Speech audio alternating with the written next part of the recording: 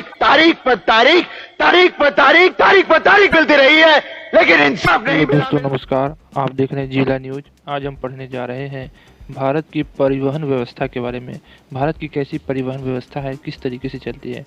तो पहला क्वेश्चन है, विश्व की विशालतम सड़क प्रणाली में भारत का स्थान क्या है। तो सबसे पहले अमेरिका है, दूसरे नंबर पे भारत है। नवीनतम उपलब्ध आंकड़ों के अनुसार देश में सड़कों की कुल लंबाई कितनी है। तो 48.65 लाख किलोमीटर क्या है हमारी कुल सड़कों की लंबाई है। भारत के कुल यात्री परिवहन में सड़क परिवहन का योगदान कितना है। तो 80% क्या है सड़क परिवहन का योगदान है। उसके बाद पक्की सड़कों की लंबाई की दृष्टि में भारत का अग्रणी राज्य क्या है। महाराष्ट्र और तमिलनाडु है, वो अग्रणी राज्य हैं।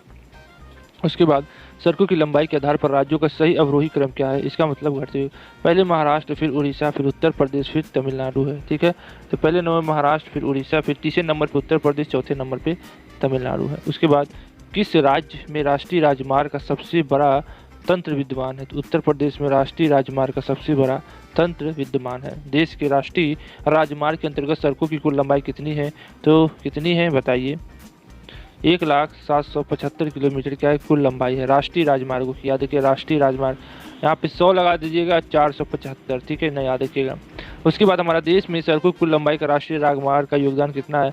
तो मात्र 1.98, लमसम 2% है। 2% आएगा तब भी आप उसको मार दीजिएगा, नहीं तो आप ये पूछते रह जाएंगे, कभी पूछ भी सकता है। ठीक है, तो ऐसा मार दीजिएगा 2% लमसम।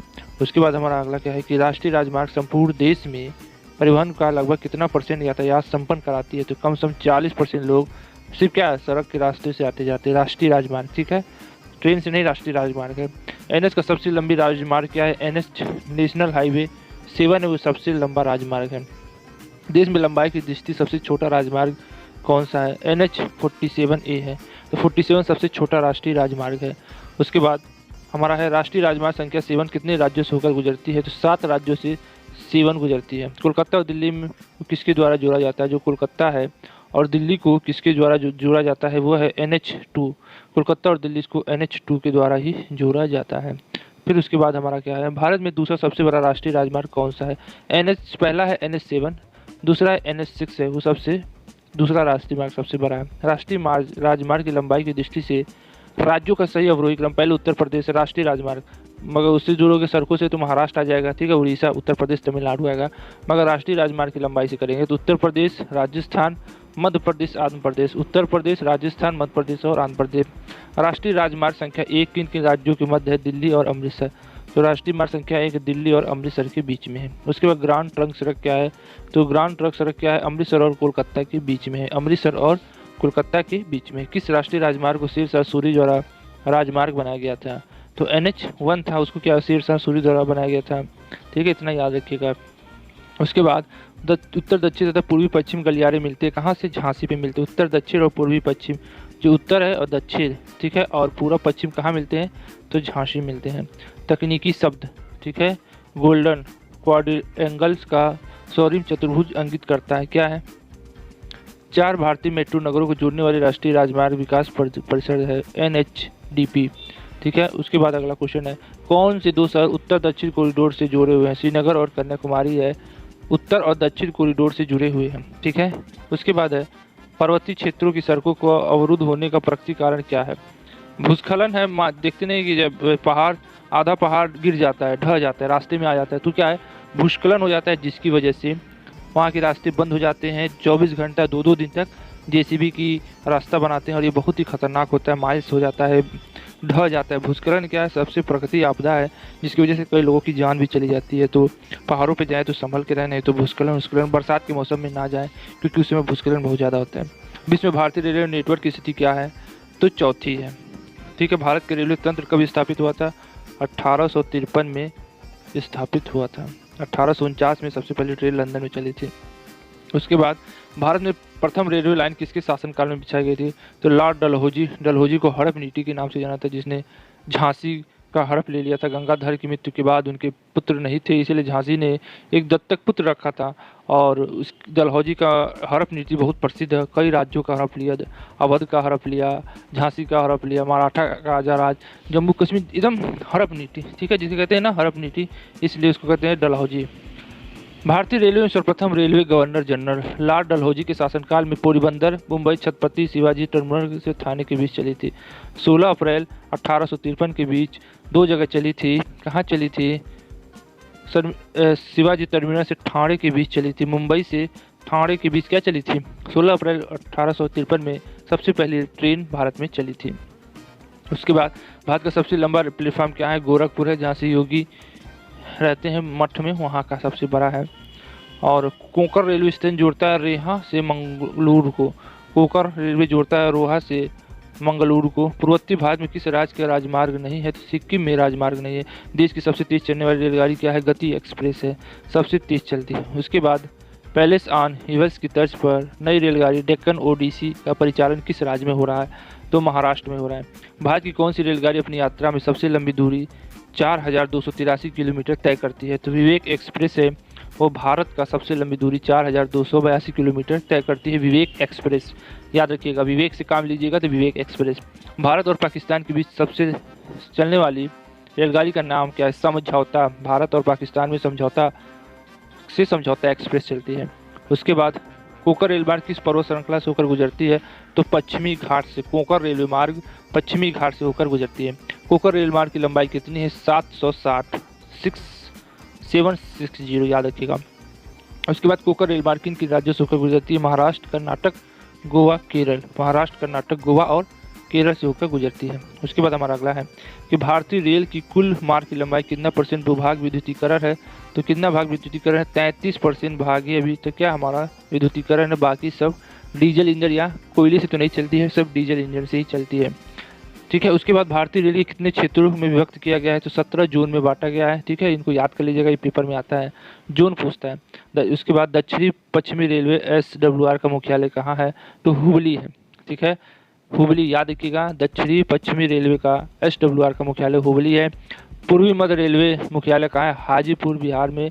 रेलवे के नवगठित जोन उत्तर पश्चिम रेलवे NWR का मुख्यालय कहाँ है? तो जयपुर। 17 है, आपको 17 मैं दे दे रहा हूँ। उसके बाद याद रखिएगा, भारत में कितने प्रकार के रेल मार्ग है? 3 प्रकार के रेल मार्ग है। रेल पथ के ब्रॉड गेज की चौड़ाई होती है, कितनी होती है? 1.676 मीटर। बहुत बार पूछा गया, इंपॉर्टेंट क्वेश्चन है, बहुत पेचीदा है। तो 1.676 से भी क्या होती है? ब्रॉड गेज की चौड़ाई होती है। उसके बाद में प्रथम विद्युत ट्रेन कब चली थी? तो 1925 में, जब हमारा देश आज़ाद नहीं हुआ तब हमारी विद्युत ट्रेन चली थी। भारत की प्रथम विद्युत संचालित रेलगाड़ी क्या थी? डक्कन क्वीन थी, वो हमारी सबसे पहली प्रथम संचालित रेलगाड़ी थी विद्युत से। भारत के किस नगर को 2 रेलवे जोन का मुख्यालय है? तो मुंबई है, वो 2 रेलवे जोन का मुख्यालय है मुंबई। उसके बाद हमारा अगला क्वेश्चन है, कुल केंद्रीय कर्मचारियों का कितना % भारतीय रेल में कार्यरत है? तो 40% लोग केंद्रीय जो है वो सिर्फ किसमें? भारतीय रेल में, बाकी 60% अलग जगह पूरे भारत में। उसके बाद हमारा क्या है, भारत के रेलवे के अंतर्गत रेलमार्ग की लंबाई कितनी है? भारत के रेलवे के अंतर्गत रेलमार्ग की लंबाई कितनी है? तो 66,030 किलोमीटर क्या है हमारी भारतीय रेलवे की कुल लंबाई, उतनी पटरी बिछाई गई है। ठीक है, इतना याद रखिएगा। फिर उसके बाद क्या है, हमारा अगला क्वेश्चन है कि पहिए और एक्सल बनाने वाली रेलवे यूनिट कहाँ अवस्थित है? तो बैंगलोर में अवस्थित है। पहिए और एक्सल बनाने वाली रेलवे यूनिट कहाँ अवस्थित है? तो बैंगलोर में। प्रथम संपर्क क्रांति ट्रेन चलती है दिल्ली से बंगलौर में। दिल्ली से बंगलौर में पहली संपर्क क्रांति चलती है। कौन सा संगठन भारत के विभिन्न रेलगाड़ियों के प्रावस्था प्रथा में इंटरनेट और टेलीफोन सुविधा प्रबंधित करने से संबंधित है? रेल टेल निगम। रेल टेल है वो भारत के विभिन्न रेलगाड़ियों के प्रावस्था प्रथा में इंटरनेट और टेलीफोन सुविधा प्रदान करने के लिए संबंधित है। कोंकण रेल मार्ग नहीं जोड़ता है तो बेलगाम से। कोंकण रेल मार्ग नहीं जोड़ता है किससे? बेलगाम को। उसके बाद हमारा क्या, पूर्वी रेलवे के बंटवारे के पश्चात हाजीपुर के आंचलिक कार्यालय का नाम क्या हुआ है? तो पूर्वी मध्य रेलवे। क्या हुआ? पूर्वी मध्य रेलवे। राजधानी ट्रेनों में कौन सी एक अधिकतम दूरी तय करती है? तो सही उत्तर क्या है? राजधानी में। राजधानी में, विवेक वाला नहीं है, राजधानी है। तो क्या है? 1241 किलोमीटर त्रिवेंद्रम सेंट्रल है। उसके बाद क्या है, अब तक काम में आने वाली विश्व की सबसे पुरानी भाप इंजन कौन सी है? फेयरी क्यून है, वो अब तक की विश्व की सबसे पुरानी भाप इंजन है। भारत में वायु परिवहन का विकास कब प्रारंभ हुआ था? तो 1911 ईस्वी में प्रारंभ हुआ था। भारत में प्रथम अंतर्राष्ट्रीय वायु सेवा प्रारंभ की गई थी कराची से मुंबई के बीच। भारत में प्रथम अंतर्राष्ट्रीय वायु सेवा कराची से मुंबई के बीच की गई थी। विश्व में सर्वप्रथम हवाई डाक सेवा का प्रारंभ कब हुआ था? तो 1911 ईस्वी में सर्वप्रथम हवाई डाक सेवा प्रारंभ हुआ था। उसके बाद विश्व की प्रथम हवाई डाक सेवा की शुरुआत कब हुई थी? इलाहाबाद के नैनी के मध्य। हवाई डाक की सेवा कहाँ प्रारंभ हुई थी? इलाहाबाद के नैनी के मध्य।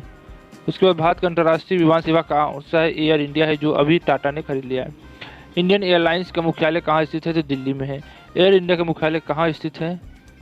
एयर इंडिया का मुख्यालय मुंबई में है। उसके बाद एलायंस एयर किसके पूर्व स्वामित्व वाली कंपनी? इंडियन एयरलाइंस के।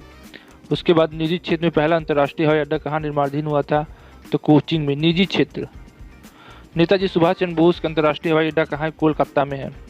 भारत में कितने जलमार्ग राष्ट्रीय राजमार्ग नेशनल वाटरवे के रूप में अधिसूचित किए जा चुके हैं? तो 6 हैं वो राष्ट्रीय जलमार्ग के रूप में सूचित किए जा चुके हैं। भारत के अंतस्थलीय जलमार्ग की लंबाई कितनी है? तो 14,500 किलोमीटर का अंतस्थलीय जलमार्ग की लंबाई। भारत का सबसे लंबा राष्ट्रीय जलमार्ग कौन है? राष्ट्रीय जलमार्ग 1 है। राष्ट्रीय जलमार्ग संख्या 1 किसको जोड़ती है? इलाहाबाद और हल्दिया को जोड़ती है। इलाहाबाद और हल्दिया को जोड़ती है। भारत के कुल अंतर्राष्ट्रीय व्यापार का कितना % भाग समुद्री मार्ग द्वारा होता है? तो 98% भाग वो समुद्री मार्ग द्वारा होता है। भारत के कितने मुख्य बंदरगाह हैं? तो भारत के मुख्य 13 बंदरगाह हैं। उसके बाद भारत की तट रेखा पर अच्छे पोताश्रय की कमी क्यों है? क्यों है भैया?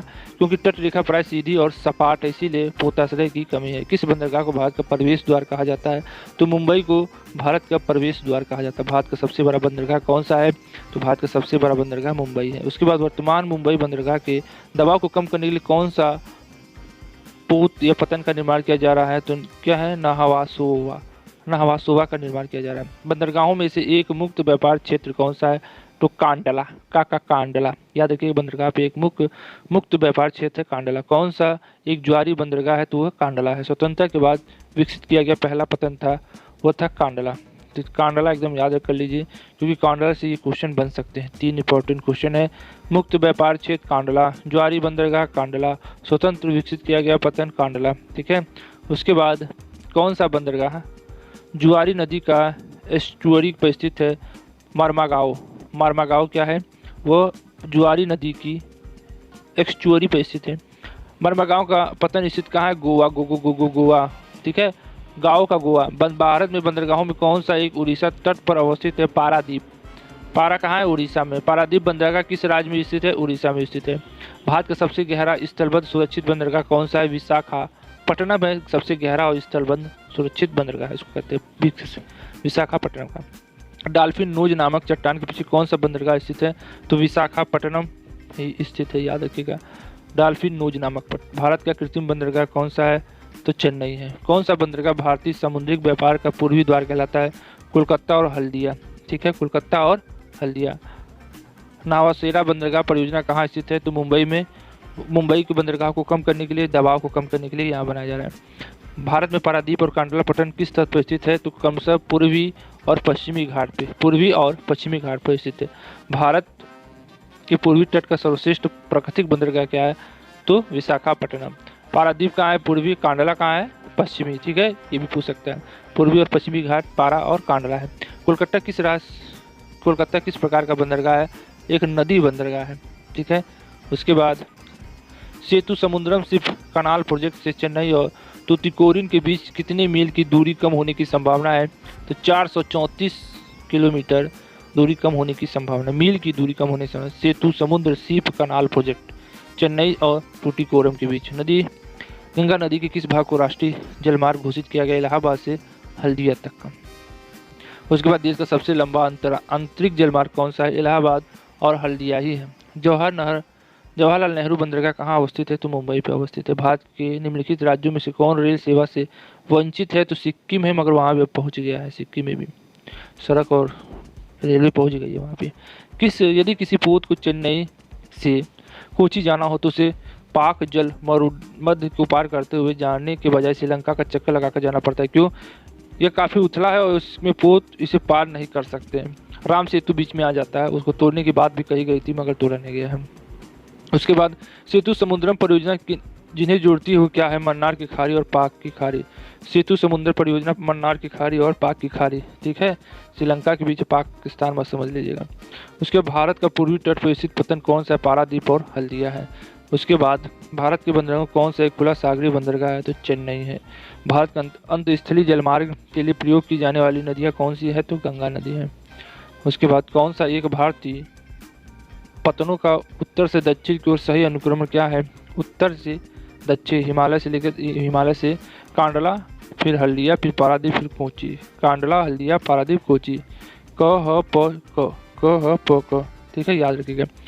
समुद्र एक्सप्रेस क्या है? ग्रेटर नोएडा से आगरा तक है। ठीक है, यमुना एक्सप्रेस। ठीक है, ये यमुना एक्सप्रेस बहुत है, ग्रेटर नोएडा से आगरा तक का एक्सप्रेस है। और उसके बाद नवीन उपलब्ध आंकड़ों के अनुसार देश के सड़कों की कुल लंबाई कितनी है? तो 48.65 लाख किलोमीटर क्या है देश के सड़कों की कुल लंबाई है। भारत के कुल यात्री परिवहन की सड़क परिवहन का योगदान कितना है? 80% है। ये दोनों क्वेश्चन पहले पढ़ चुके हैं और इसी में से आएगा परिवहन में से। तो आपको उम्मीद है कि ये वीडियो अच्छा लगा होगा और मैं 10,000 लाइक का एम रखता हूँ। और अगर आपको ये वीडियो अच्छा लगे तो लाइक से सब्सक्राइब जरूर करिएगा। हम लोग भारत के परिवहन व्यवस्था के बारे में पढ़ रहे थे और अब इसके बाद और अच्छे से वीडियो लाएंगे जियोग्राफी के बारे में, भारत के भूगोल के बारे में। तो हमारे चैनल को लाइक से सब्सक्राइब करना ना भूलें। आज के लिए बस इतना ही। जय हिंद। या तारीख, अगर आप उन्हें इंसाफ नहीं दे सकते तो बंद कीजिए।